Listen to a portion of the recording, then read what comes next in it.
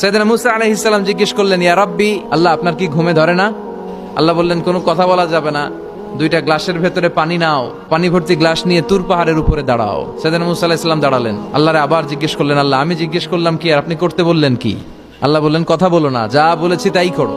তো মুসা আলাইহিস সালাম কিছু বলতে পারে না, পানি নিয়ে দাঁড়িয়ে রইলেন। মুসা আলাইহিস সালামকে আল্লাহ বললেন, তুমি দাঁড়িয়ে থাকো আর ঘুম রে বললেন, ঘুম তুই মুসারে ধর।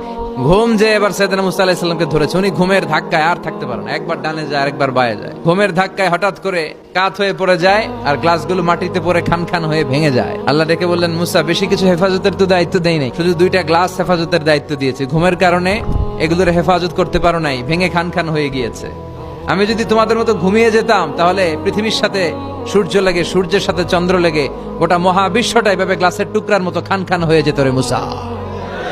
এজন্য লা তাখুযুহু সিনাতু ওয়ালা নাওম, আমার ঘুমেও ধরে না, ঘুমের আগে যে তন্দ্রা আসে ওইটাও ধরে না।